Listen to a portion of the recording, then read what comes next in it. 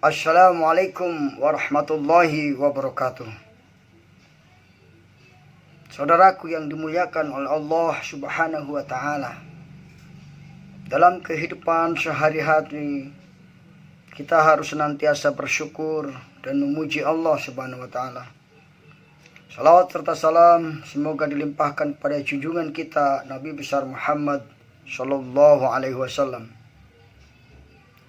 Saudaraku yang dimuliakan oleh Allah dimanapun berada, bapak-bapak, ibu-ibu, adik-adik, generasi muda maupun generasi tua, sudahkah kita memahami pengertian daripada azan ataupun qomat?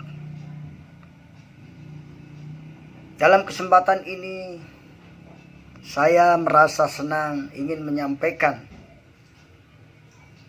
sebuah ilmu tentang pengertian azan dan qomat. Coba di antara kalian sebagai orang tua, kumpulkan anak-anak kalian, berikan penjelasan kepada mereka tentang apa yang dinamakan azan. Barangkali ada di antara keluarga Anda yang belum tahu pengertian azan. Azan atau azan merupakan panggilan ibadah bagi umat Islam untuk menunaikan sholat fardu. Azan dikumandangkan oleh seorang muazin namanya dari masjid atau musala setiap memasuki waktu 5 waktu dalam sholat. Kata azan sendiri berasal dari bahasa Arab, yaitu kata azina yang berarti mendengar, memperhatikan atau menginformasikan tentang waktu sudah masuk sholat.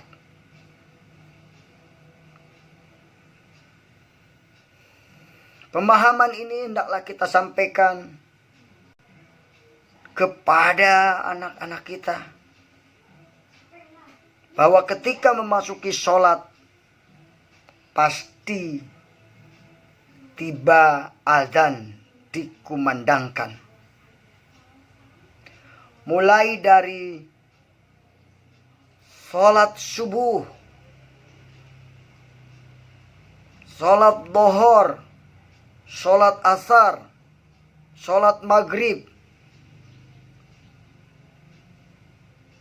dan sholat isya.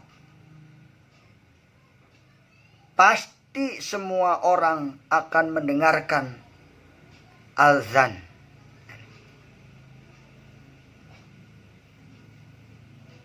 Kenapa suara azan ini dikumandangkan melalui pengeras suara atau loudspeaker yang ada di masjid-masjid dan di musola-musola terdekat? Hal ini dalam rangka memperluas panggilan agar semua orang Islam khususnya mendengar azan tersebut, bahwa dirinya dipanggil atau diberitahu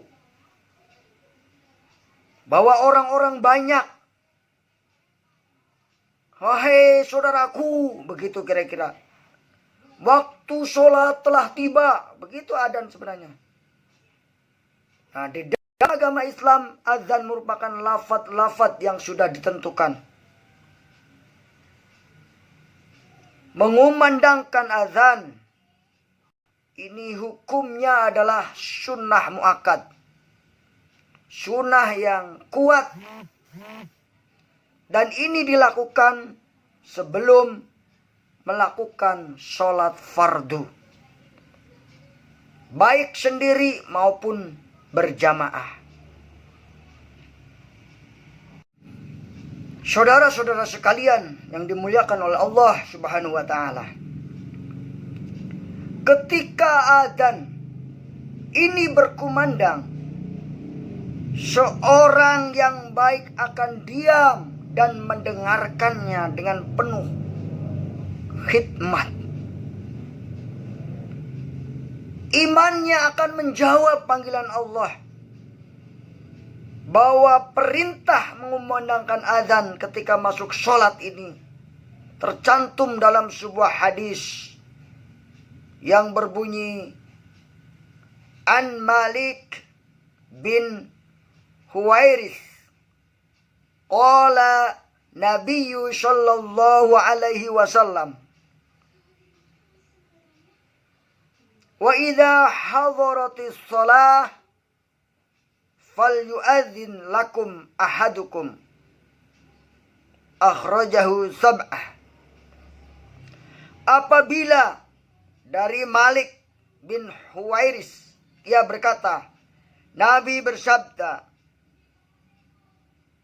dan apabila waktu sholat telah tiba atau hadir, segeralah salah satu di antara kalian semua untuk mengumandangkan azan. Hadis riwayat 7 ahli hadis.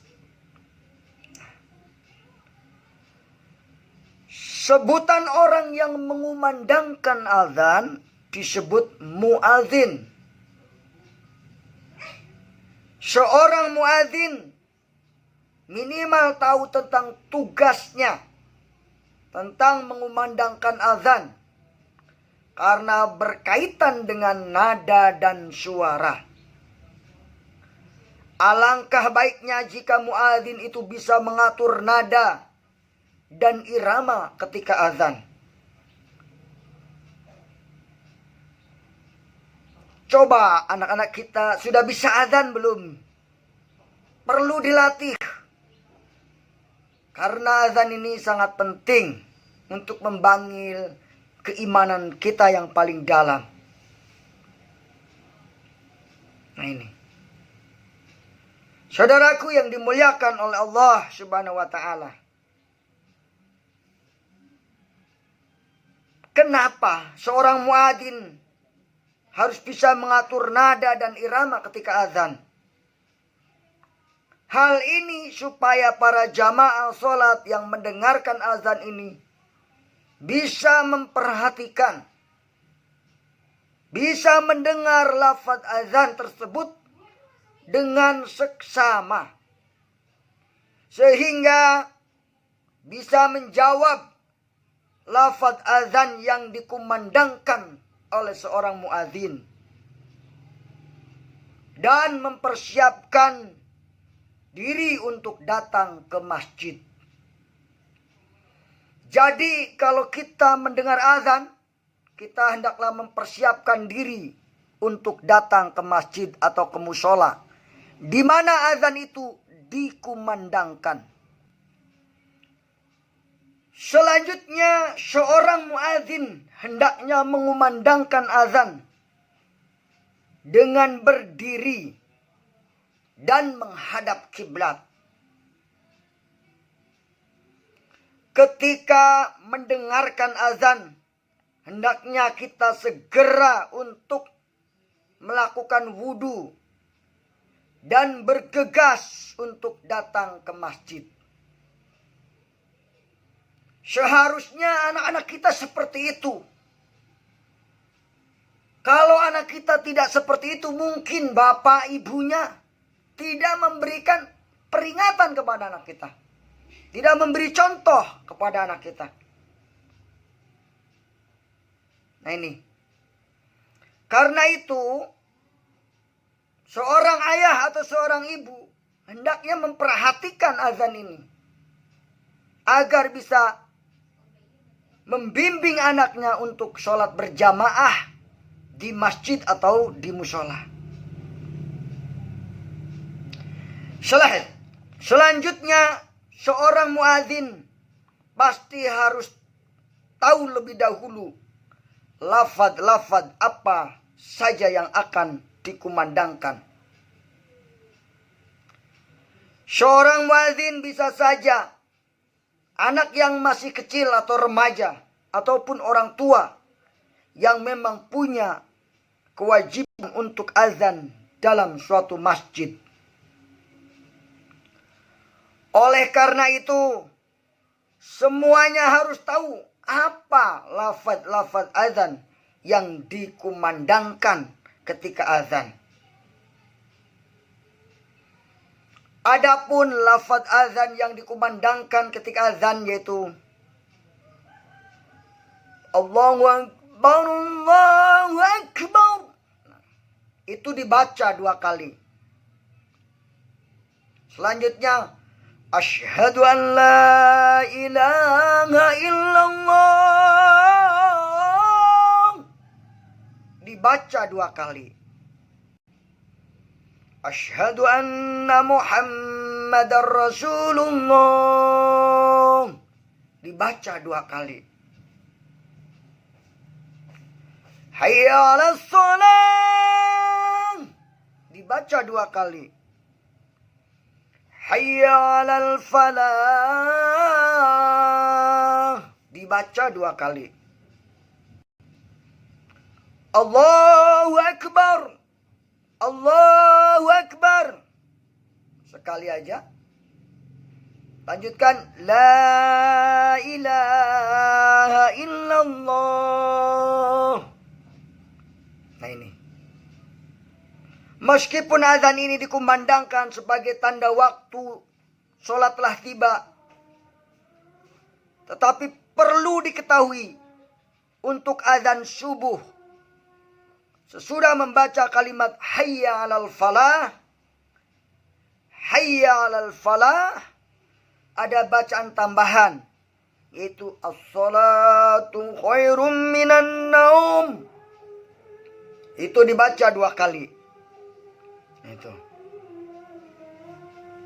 Nah, setelah mendengar lafaz ini, jawablah dengan bacaan la haula wala quwata illa billah. Tidak ada kekuatan kecuali atas pertolongan Allah Subhanahu wa ta'ala. Demikian penjelasan tentang azan. Selanjutnya sedikit saya ingin jelaskan tentang qomat. Qomat adalah sebuah pemberitahuan kepada para jamaah sholat yang telah mendatangi masjid atau musola atau tempat sholat yang ingin menyelenggarakan dirinya bangun dari duduk dan berdiri untuk siap menjalankan ibadah sholat.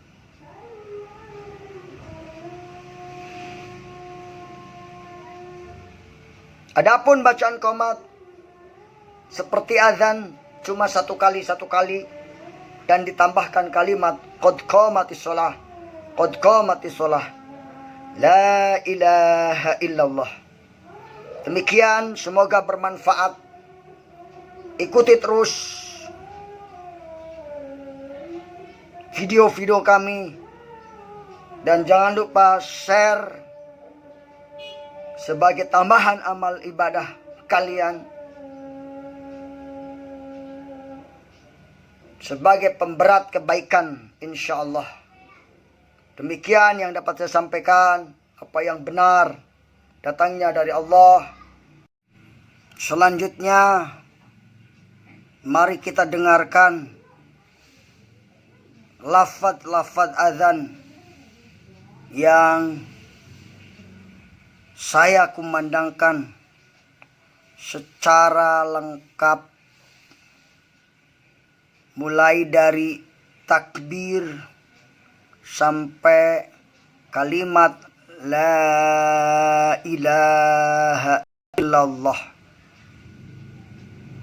Dan saya lengkapi juga dengan doa setelah mengumandangkan azan bagi seorang muadzin.